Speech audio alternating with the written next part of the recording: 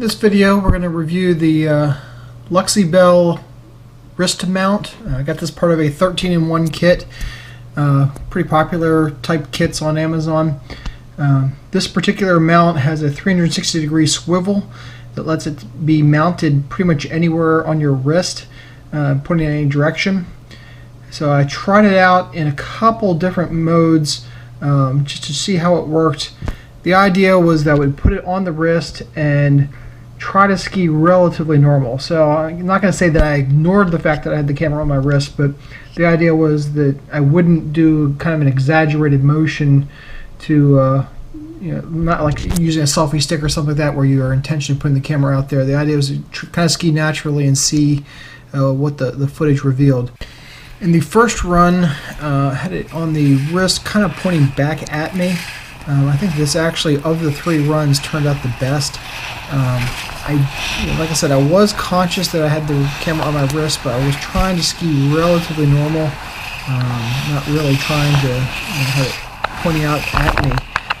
It does a pretty good job of capturing me, and it's pretty good on vibration. I was actually kind of pleasantly surprised by this.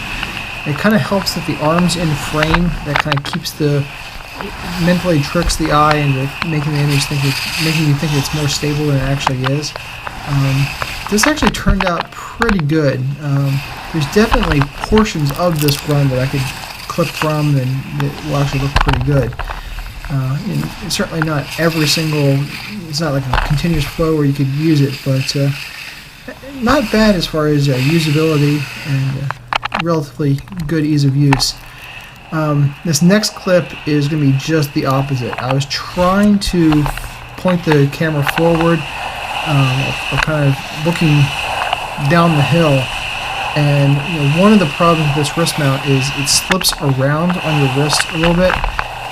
So a combination of vibration and of course you're skiing, so you have multiple layers on, multiple jackets. It actually, in this particular one, it rotated around.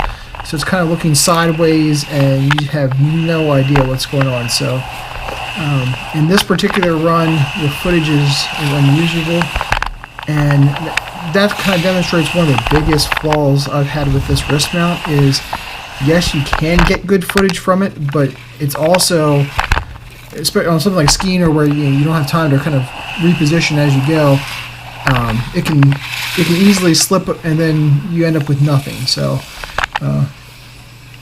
not something you're going to want to use if it's critical that you get the shot, but if you're just looking around looking for something new, it's not too bad. My third run, I rotated a little bit and I made sure it was pointed forward, got it nice and cinched down, nice and tight.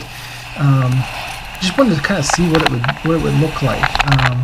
So this actually kind of gives you an interesting view. It makes you look like you're going a lot faster, or maybe it makes you look like you're going as fast as you actually are feeling like you're going when you're skiing. I get a little bit of my glove in the frame, I get my ski tips in the frame, so it's kind of interesting. It has that Bourne shaky cam ultimate thing going on, or like an action Michael Bay footage. Don't know if I would necessarily use this footage. It definitely gives a different perspective. It makes it look a lot more chaotic, a lot more exciting.